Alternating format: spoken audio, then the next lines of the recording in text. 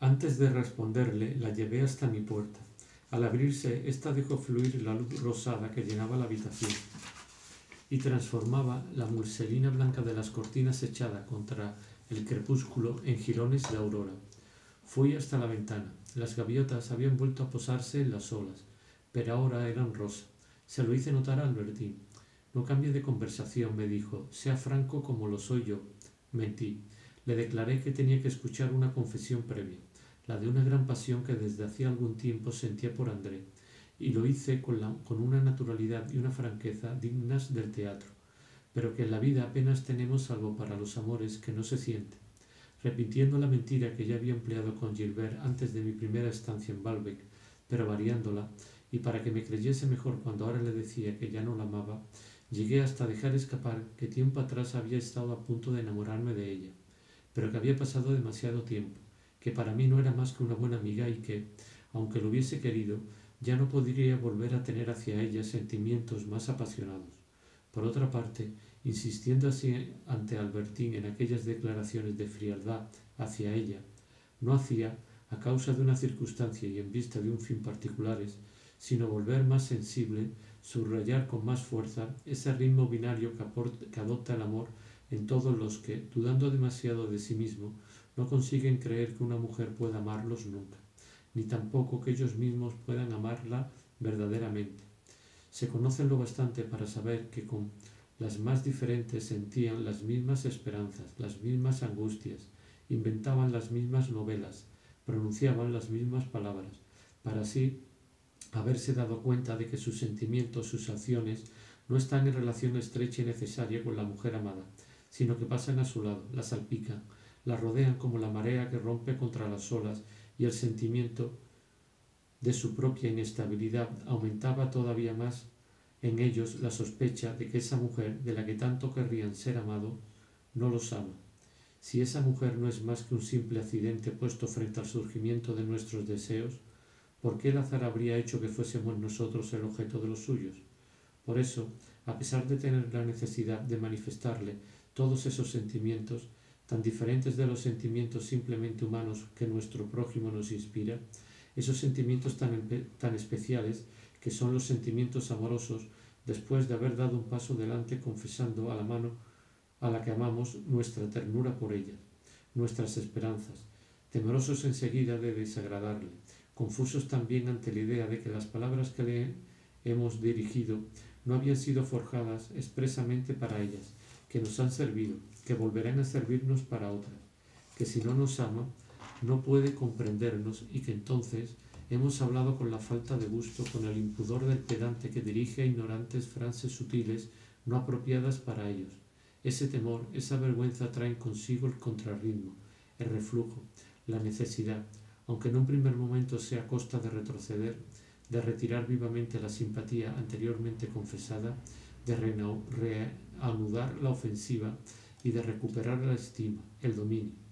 Podemos apreciar ese doble ritmo en los diversos periodos de un mismo amor, en todos los periodos correspondientes de amores similares, en todos los seres que saben analizarse mejor que apreciarse.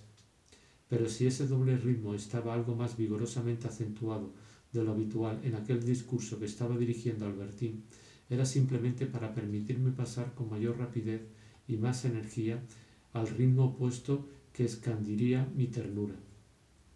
Como si a Albertín hubiese debido costarle querer lo que le decía sobre mi imposibilidad de volver a amarla porque el intervalo había sido demasiado largo, yo apuntaba lo que definía como una rareza de mi carácter con ejemplos sacados de personas con las que, por culpa suya o mía, había dejado pasar el momento de amarla sin conseguir luego volver a encontrarlo, por mucho que lo intentara. De este modo parecía que quisiese excusarme con ella, como si se tratara de una descortesía por mi incapacidad de volver a amarla, y al mismo tiempo tratar de hacerle comprender las razones psicológicas como si fuesen particulares solo mías. Pero al justificarme de este modo, al extenderme sobre el caso de Gilbert, con la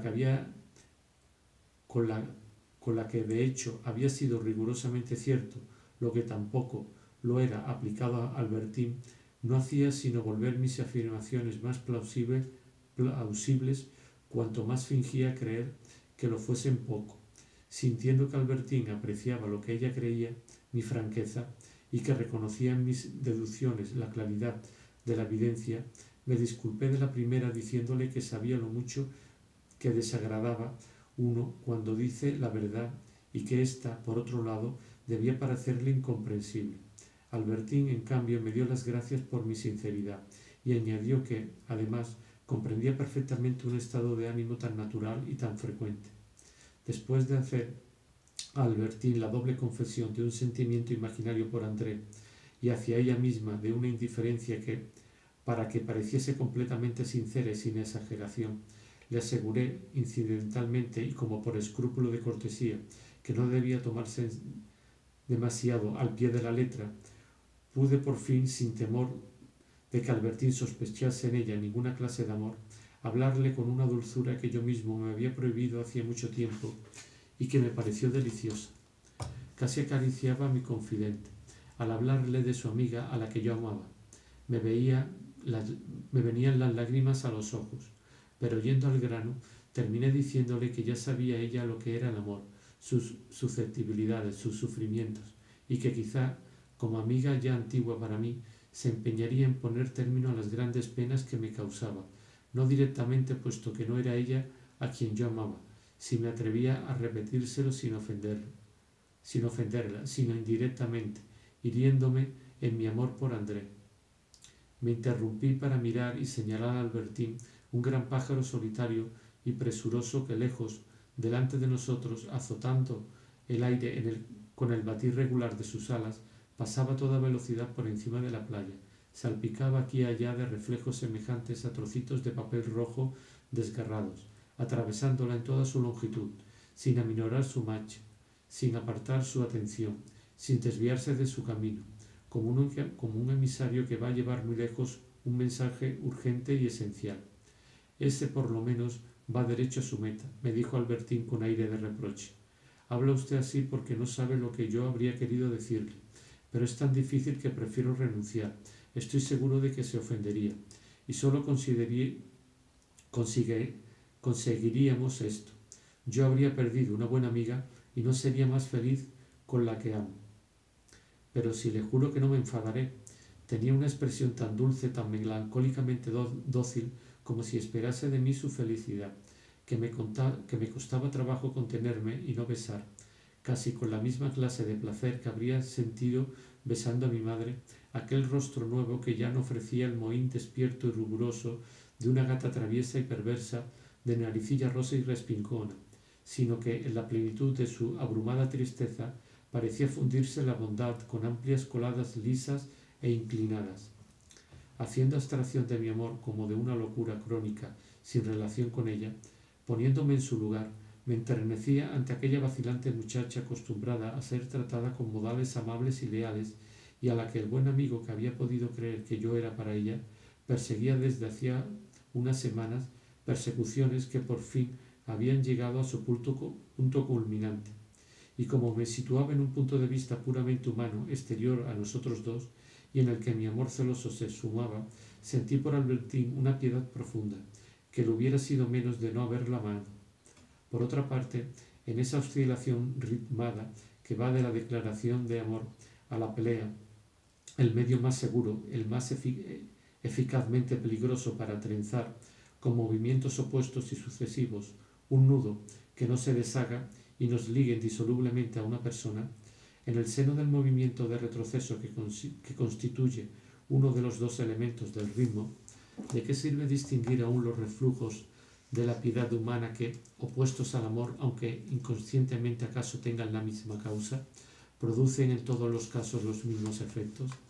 Más tarde, al recordar el conjunto de todo lo que hemos hecho por una mujer, nos damos cuenta a menudo de que los actos inspirados por el deseo de demostrar que amamos, de hacernos amar, de ganar favores, no ocupan mucho más espacio que los debidos a la necesidad humana de reparar los propios hierros hacia el ser que amamos, por simple deber moral, como si no lo amáramos. Pero en fin, ¿qué es lo que he hecho mal?, me preguntó Albertín. Llamaron. Era el Liv. La tía de Albertín, que pasaba delante del hotel en coche, se había detenido por si acaso para ver si estaba allí y llevársela a casa. Albertín mandó responder que no podía bajar, que cenasen sin esperarla, que no sabía a qué hora volvería. ¿No se enfadará su tía?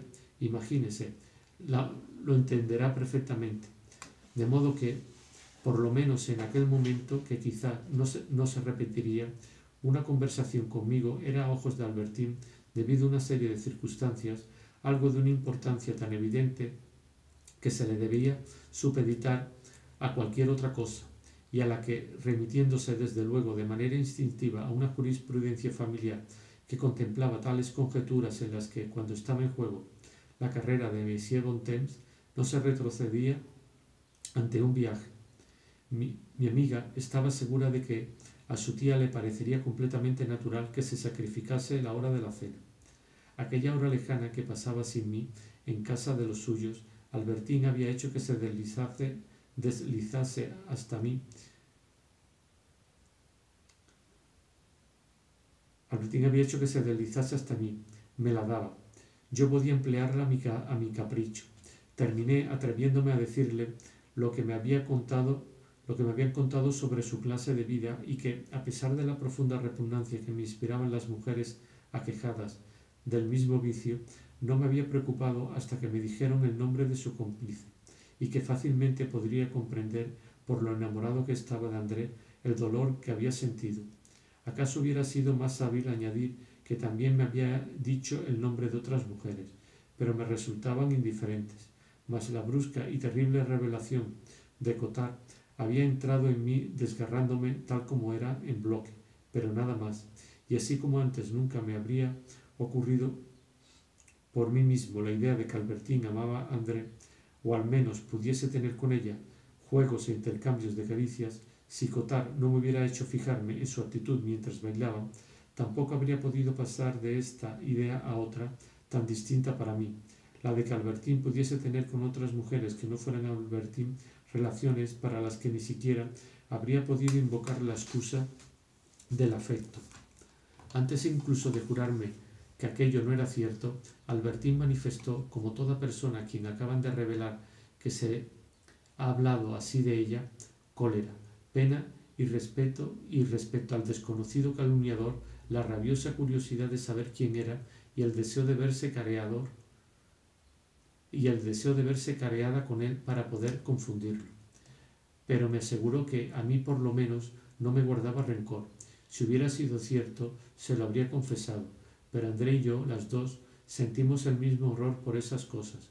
Por supuesto que no hemos llegado a nuestra edad sin ver mujeres con el pelo corto, con ademanes de hombre y de esa clase que usted dice, y nada nos da más asco. Albertín solo me daba su palabra, una palabra perentoria que no se apoyaba en pruebas, y precisamente eso era lo que mejor podía calmarme, pues los celos pertenecen a esa familia de dudas enfermizas que elimina mucho más la energía de una afirmación que su verosimilitud. Además, lo propio del amor es volvernos a un tiempo más desafiantes y más crédulos, hacernos sospechar de la que amamos más deprisa que de cualquier otra, y prestar más fácilmente fe a sus denegaciones. Se necesita amar para preocuparse por el hecho de que no todas las mujeres son honestas, que es tanto como decir para darse cuenta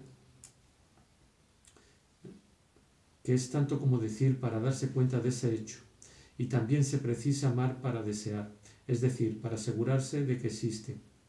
Es humano buscar el dolor y liberarse de él cuanto antes. Las afirmaciones que son capaces de lograrlos no parecen fácilmente verdaderas, no se ponen demasiado reparo en un calmante que actúa, y además, por múltiple que sea el ser que amamos, en cualquier caso puede presentarnos dos personalidades esenciales, según que nos parezca como nuestro o como un ser que dirige sus deseos a otra parte y no a nosotros. La primera de esas personalidades posee el poder particular que nos impide creer en la realidad de la segunda, el secreto específico para aplacar los sufrimientos causados por esta última. El ser amado es sucesivamente el mal y el remedio que suspende y agrava el mal. Sin duda, me había preparado hacía mucho, mediante el poder que sobre mi imaginación y sobre mi facultad de emocionarme ejercía el ejemplo de Swann, para creer verdadero lo que temía en lugar de lo que habría deseado. Por eso la dulzura que me daban las afirmaciones de Albertín estuvo a punto de quedar comprometida un momento porque me acordé de la historia de Odette, pero me dije que si era justo ponerse lo peor, no solo cuando, para comprender los sufrimientos de Swann, me había esforzado por ponerme en su lugar, sino ahora que se trataba de mí mismo, buscando la verdad como si se hubiese tratado de otro. No era preciso, sin embargo, que, por crueldad para conmigo mismo, hiciese como el soldado que elige el puesto más peligroso en lugar de ir a donde puede ser más útil, y cayese en el error de tener una suposición, por más cierta que las otras, por el solo hecho de ser la más dolorosa. No había un abismo entre Albertine, muchacha de una familia burguesa bastante buena, y Odette, cocotte, vendida por la madre desde su infancia. No había comparación posible entre la palabra de una y la de otra. Además, Albertine no tenía en absoluto el mismo interés en mentirme que Odette en mentir a Swann, y encima Odette le había confesado a Swann lo que Albertine acababa de negar. Por lo tanto, habría cometido un error de razonamiento tan grave, aunque inverso, como si me hubiese inclinado hacia determinada hipótesis porque me hacía sufrir menos que las otras, sin tener en cuenta esas diferencias de hecho entre las situaciones, y reconstruyendo la vida real de mi amiga únicamente por lo que había sabido de la de Odette.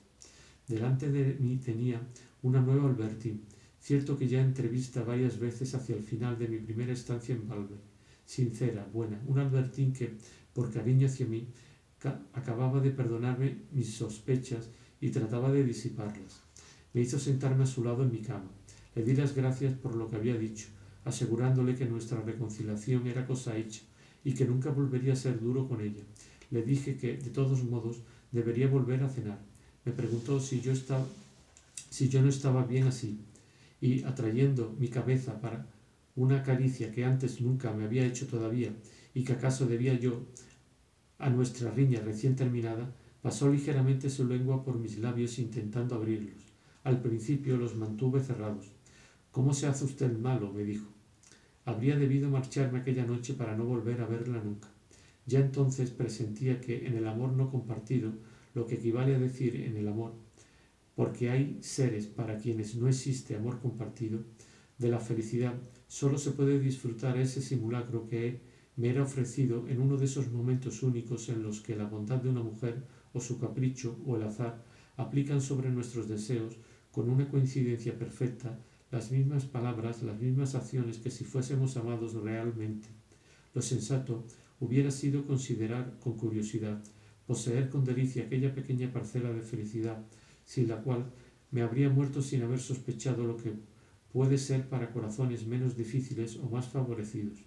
Suponer que formaba parte de una felicidad profunda y duradera que sólo se manifestaba entonces, y para evitar que el día siguiente diera un desmentido a aquel fingimiento, no tratar de pedir un favor más para añadirlo al que sólo se debía el artificio de un minuto de excepción. Habría debido abandonar Baalbek, encerrarme en la soledad, permanecer en ella en armonía con las últimas vibraciones de la voz que, por un instante, había sabido volver enamorada, sin exigirle otra cosa que no dirigirse más a mí, por miedo a que una nueva palabra, que en lo sucesivo no podía dejar de ser diferente, viniese a herir con una disonancia el silencio sensitivo en el que, como gracias a una especie de pedal, habría podido sobrevivir mucho tiempo dentro de mí la tonalidad de la felicidad. Tranquilizado por la explicación con Albertine, de nuevo empecé a vivir más al lado de mi madre. Le gustaba hablarme con dulzura de la época en que la abuela era más joven, temiendo que me hiciese algún reproche por las tristezas con que quizá había ensombrecido yo el final de aquella vida. Mi madre volvía gustos a menudo a los años en que mis primeros estudios habían procurado a la abuela satisfacciones que hasta ese momento siempre me habían ocultado. Volvíamos a hablar de Combray. Mi madre me dijo que por lo menos allí yo leía, y que lo mismo debería hacer en Baalbek si no trabajaba. Le contesté que, precisamente para rodearme de los recuerdos de Combray y de los bonitos platos pintados, me gustaría volver a leer Las 1001 noches. Como antes en Combray, cuando me regalaba libros por mi cumpleaños, mi madre hizo traer a escondidas para darme una sorpresa tanto Las 1001 noches de Galland como Las 1001 noche de Madrus. pero después de echar una ojeada a las dos traducciones, a mi madre le hubiera gustado que me atuviese a la de Galán, aunque temiendo influirme, debido al respeto que tenía por la libertad intelectual, por miedo a intervenir torpemente en la vida de mi pensamiento y por la idea de que, siendo mujer, por un lado creía carecer de la necesaria competencia literaria y por otro que no debiera juzgar las lecturas de un joven por lo que chocaba a su sensibilidad. Al ojear ciertos cuentos, se había sentido escandalizada por la inmoralidad del argumento y la crudeza de la expresión. Pero sobre todo mi madre, que conservaba religiosamente como reliquias no sólo el broche, el antucas, el abrigo y el tomo de Madame de Sévigné, sino también el modo de pensar y el lenguaje de su madre, buscando en toda ocasión el juicio que ésta hubiese emitido, no podía dudar de la condena que la abuela había pronunciado contra el libro de Mardrus.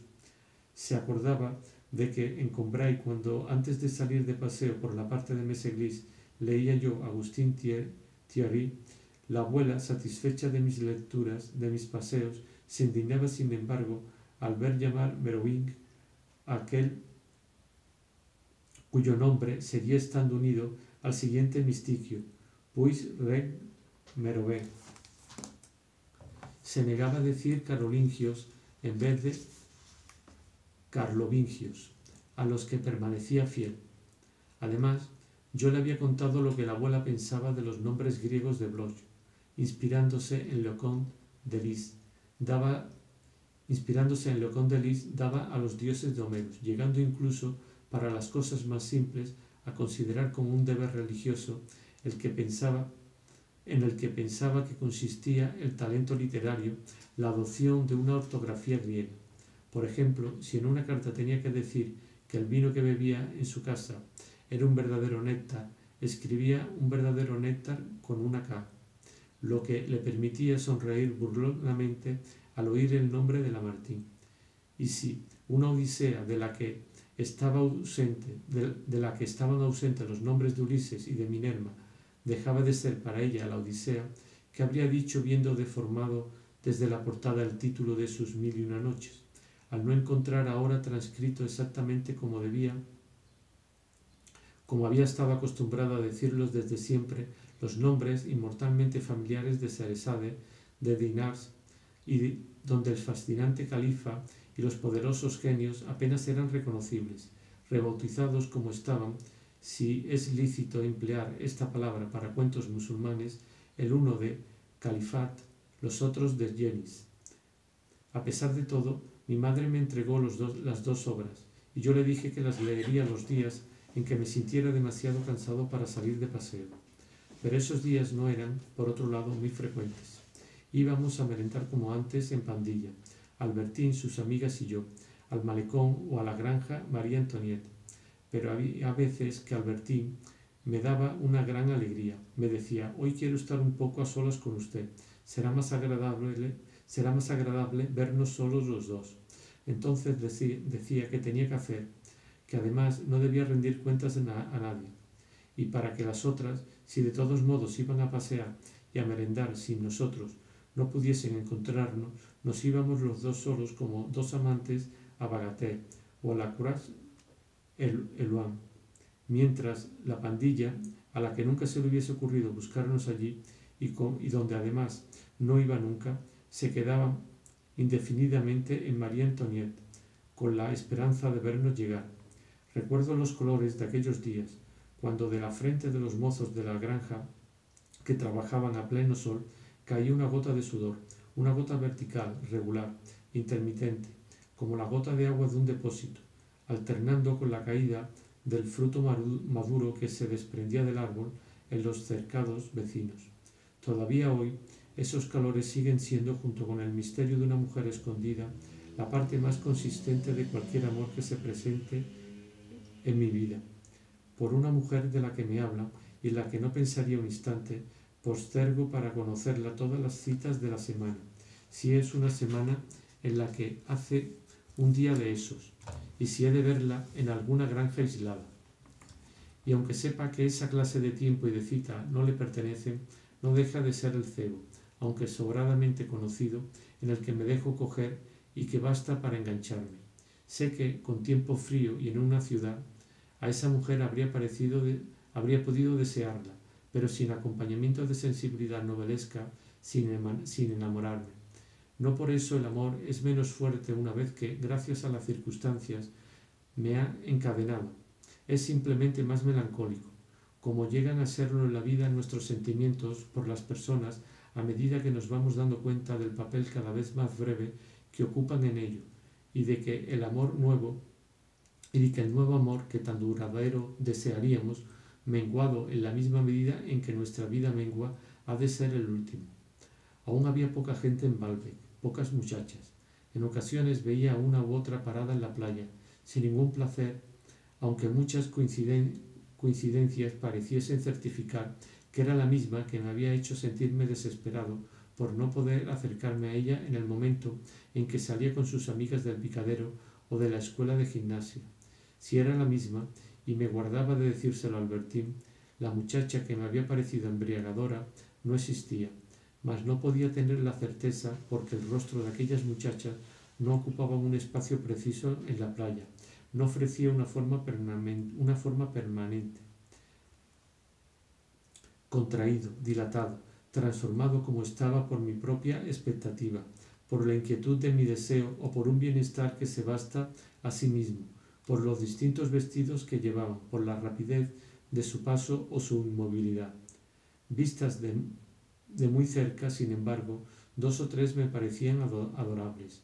Cada vez que veía una sentía ganas de llevarla a la avenida de los Tamarindos o a las dunas, y mejor todavía al acantilado, pues aunque en el deseo, si lo comparamos con la indiferencia, entra ya esa audacia que es un inicio, ni siquiera unilateral de realización, de cualquier modo entre mi deseo y la acción, que sería mi petición de besarla, siempre se interponía todo el blanco indefinido de la vacilación, de la timidez. Entonces entraba en la heladería, bebía uno tras otro 7 u 8 vasos de oporto. Inmediatamente, en lugar del intervalo imposible de colmar entre mi deseo y la acción, el efecto del alcohol trazaba una línea que casaba los dos. Se acabaron la vacilación o el miedo. Estaba convencido de que la muchacha iba a volar hasta mí. Me acercaba a ella y por sí misma salían las palabras de mis labios. Me gustaría dar un paseo con usted. ¿No quiere que vayamos al acantilado, donde no nos molestará nadie detrás del bosquecillo que protege del viento la casa desmontable que ahora está deshabitada? Todas las dificultades de la vida se habían allanado. Ningún obstáculo impedía ya que nuestros dos cuerpos se enlazasen. Ningún obstáculo, al menos para mí, porque para ella, que no había bebido porto, no se habían volatilizado. De haberlo hecho y de haber perdido el universo alguna realidad a sus ojos, el sueño tanto tiempo acariciado que entonces le habría parecido súbitamente realizable, tal vez no hubiera sido caer en mis brazos. Las muchachas no solo eran poco numerosas, sino que en aquella estación, que todavía no era la estación, se quedaban poco tiempo. Recuerda una de cutis de un rojizo de coleo, ojos verdes, 2 mejillas encendidas y cuya cara ambigua y ligera hacía pensar en las semillas saladas de ciertos árboles. No sé qué brisa las trajo a Baalbek, ni qué otra se la volvió a llevar. Fue tan brusca su desaparición que durante varios días sentí una pena que me atreví a confesar a Albertín cuando terminé comprendiendo que se había ido para siempre. Hay que decir que algunas eran o muchachas que yo no conocía en absoluto o que no había visto desde hacía años. A veces, antes de dar el paso hacia ella, les escribía. Qué alegría si su respuesta me hacía creer en un amor posible, en el comienzo de una amistad con una mujer, y aun cuando no esté destinada a materializarse luego, no podemos separarnos de estas primeras cartas recibidas. Queremos tenerlas todo el tiempo con nosotros, como bellas flores recién recibidas, fresquísimas todavía, y que solo dejamos de contemplar para respirar su fragancia más de cerca. Es agradable leer de nuevo la frase que sabemos de memoria y y en esas otras aprendidas menos literalmente queremos comprobar el grado de ternura de una expresión. ¿Ha escrito su querida carta? Pequeña desilusión en la dulzura que respiramos y que debe atribuirse bien a que hemos leído demasiado deprisa, bien a la escritura elegible de la corresponsal. No ha escrito y su querida carta, sino al ver esta carta. Pero es tan tierno todo lo demás. Ojalá lleguen mañana otras flores iguales. Luego ya no basta con eso. Habría que confrontar las palabras escritas con las miradas, con la voz. Concertamos una cita y, acaso sin que ella haya cambiado, allí donde esperábamos, por la descripción hecha o nuestro personal recuerdo, encontrar a la hada Viviana, encontramos al gato con botas. Aún así, le damos una cita para el día siguiente, porque de todos modos sigue siendo ella, y lo que deseamos es ella. Mas los deseos por una mujer con la que se ha soñado no vuelven absolutamente necesaria la belleza de este o de aquel ser concreto. Estos deseos son simplemente el deseo de determinada criatura, vagos como perfumes, como el estoraque era el deseo de Protiera, el azafrán el deseo de Tereo, las aromas el deseo de Hera, la mirra el perfume de las nubes, el maná el deseo de Niké, el incienso el perfume del mar. Pero esos perfumes cantados por los himnos órficos son mucho menos numerosos que las divinidades que los aprecian. La mirra es el perfume de las nubes, pero también de Protógonos, de Neptuno, de Nereo, de Leto. El incienso es el perfume del mar, pero también de la bella Dike, de Temis, de Circe, de las 9 musas, de Eos, de Mnemósine, del día, de Dicaiosine. En cuanto al estoraque, el maná y las aromas, no acabaríamos nunca de enumerar las divinidades que los inspiran, de lo numerosas que son. Anfietes tiene todos los perfumes salvo el incienso, y Gaia únicamente rechaza las habas y las aromas. Lo mismo me pasa a mí con aquellos deseos de muchachas que tenía, menos numerosas que ellas, se trocaban en desilusiones y en tristeza bastante parecidas unas a otras. Nunca me gustó la mirra. Siempre la reservé para Yupen y para la princesa de Germantes, porque es el deseo de Protógonos, el de los dos sesos, el del mugido del toro, el de las numerosas orgías, memorables, inenarrables, que desciende gozoso hacia los sacrificios de los orgionfantes. Pero no tardó la temporada en alcanzar su esplendor. Todos los días llegaba alguien y la frecuencia súbitamente creciente de mis paseos, sustituyendo a la deliciosa lectura de las 1001 noches, tenía una causa ajena al placer y que los envenenaba a todos. La playa estaba ahora poblada de muchachas, y como la idea que me había sugerido Cottard, más que infundirme nuevas sospechas, me había vuelto insensible y frágil por ese lado, y atento a no dejar que se formasen en mí tales sospechas, cuando una joven llegaba a Baalbek me sentía disgusto y proponía a Albertín las excursiones más alejadas para que no pudiese conocerla y, a ser posible, ni siquiera pudiese ver a la recién llegada. Como es lógico, me daba más miedo todavía aquellas cuya mala conducta era sabida o conocida su mala reputación. Trataba de convencer a mi amiga de que esa mala reputación no se fundaba en nada, de que era calumniosa, quizá sin confesármelo, por un temor todavía inconsciente a que intentase relacionarse con la depravada, o a que lamentase no poder buscarla por mi causa, o a que creyese, por el número de ejemplos, que un vicio tan extendido no es condenable. Negándolo de cada culpable, no tendía nada menos que a pretender que el safismo no existe. Albertín asumía mi incredulidad con el vicio de esta o de aquella. No, creo que solo es una actitud de la que quiere presumir. Es para darse tono. Pero en ese momento casi me arrepentí de haber defendido la inocencia, porque me desagradaba que Albertín, tan severa en el pasado, pudiese pensar que ese tono fuese algo tan halagüeño, tan seductor como para inducir a una mujer libre de esos gustos a asumir su apariencia. Hubiera querido que ninguna otra mujer viniese a Baalbek, viniese más a Baalbek. Temblaba pensando que, como poco más o menos era la época en que Mademoiselle Putbus debía llegar a casa de los Verdurin, su doncella, cuyas preferencias Saint-Loup no me había ocultado, pudiese ir de excursión hasta la playa y, si era un día en que no me encontraba al lado de Albertine, tratar de corromperla. Llegaba a preguntarme, dado que Cottard no me había ocultado que los Verdurin me tenían en mucha consideración, aun cuando no quisiesen dar la impresión, como él decía, de que corrían detrás de mí, si no podrían, comprometiéndoles a cambio, llevarles a su casa de París a todos los guermantes del mundo, conseguir de Madame Verdurin que, con un pretexto cualquiera, advirtiese a Madame Putbus que no podía tenerla en su casa y le hiciese marcharse cuanto antes. A pesar de estas ideas, y como sobre todo era la presencia de André lo que me alarmaba, el apaciguamiento procurado por las palabras de Albertine aún no se había desvanecido por completo. Sabía además que pronto no había de necesitarlo, ya que Andrés debía de marcharse con Rosamond y Giselle casi en el mismo momento en que llegaba todo el mundo, y solo les quedaban unas semanas para estar con Albertine.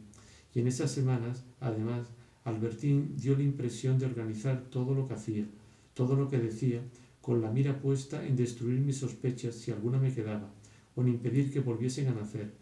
Se las arreglaba para no quedarse nunca solas con André, e insistía cuando volvíamos para que la acompañase hasta su puerta, para que fuese a recogerla, cuando debíamos salir, mientras André se tomaba por su parte el mismo trabajo. Parecía evitar a Albertine, y este aparente acuerdo entre ambas no era el único indicio de que Albertine había debido de poner a su amiga al corriente de nuestra conversación y de pedirle que tuviese la gentileza de calmar mis absurdas sospechas. Por esa época se produjo en el Gran Hotel de Baalbek un escándalo que no contribuyó precisamente a cambiar el curso de mis tormentos. La hermana de Bloch mantenía desde hacía un tiempo con una antigua actriz relaciones secretas que no tardaron en resultarles insuficientes. Les parecía que ser vistas juntas añadía perversidad a su placer. Querían bañar sus peligrosos escarceos en las miradas de todos. La cosa empezó por caricias, que en última instancia podían atribuirse a una intimidad amistosa, en el salón de juego, junto a la mesa de baccarat. Luego se envalentonaron, y finalmente una noche, en un rincón ni siquiera oscuro del gran salón de baile, en un diván, no se molestaron más que si hubiesen estado en su cama. Dos oficiales que estaban no lejos de allí con sus mujeres se quejaron al director. Por un momento se pensó que sus protestas tendrían alguna eficacia, pero tenían en su contra que, habiendo venido por una noche desde Nettelholm, donde vivían, a Baalbek, no podían ser de ninguna utilidad al director. En cambio, incluso sin saberlo, y por más observaciones que pudiese hacerle el director sobre Mademoiselle Bloch, planeaba la protección de Monsieur Nissim-Bernard. Hay que decir por qué. El señor Nissim-Bernard practicaba en el más alto grado las virtudes familiares. Todos los años alquilaba en Baalbek una magnífica villa para su sobrino, y ninguna invitación habría podido impedirle que volviese a cenar a su casa, que era en realidad la de ellos. Pero en cambio nunca almorzaba en ella. A mediodía siempre estaba en el Gran Hotel, y es que mantenía, como otros, a un bailarín de ópera, a un empleado, bastante parecido a los botones de que hemos hablado, y que nos hacían pensar en los jóvenes israelitas de Esther y de Athalie. A decir verdad, los 40 años que separaban a Monsieur Nissim-Bernard del joven empleado habrían debido preservar a éste de un contacto poco placentero, pero como dice Racine con tanta sabiduría en los mismos coros, Dios mío, con qué inciertos pasos avanza, una virtud naciente entre tantos peligros, cuántos obstáculos a sus designios haya, un alma que te busca y quiere ser inocente. Y aunque el joven empleado había sido, lejos del mundo criado, en el Ten Palace de Baalbek, no había seguido los consejos de Joás, lejos de no te apoyes ni en la riqueza ni en el oro, Quizá se había dado a sí mismo una razón pensando: los pecadores cubren la tierra. Aunque así fuese, y aunque Mesianis Invernal no esperase un plazo tan breve, desde el primer día, y sea espanto aún, o para acariciarlo, de sus brazos inocentes se siente oprimir. Y al segundo día, Mesianis Invernal, paseando al empleado, al contacto contagioso alteraba su inocencia. Desde entonces, la vida del muchacho había cambiado. Algo seguía, aunque seguía llevando el pan y la sal como su jefe directo se lo mandaba, con su rostro cantaba: de flor en flor, de placer en placer, paseamos nuestros deseos. De nuestros años pasajeros incierto es el número. Démonos prisa hoy a gozar de la vida. El honor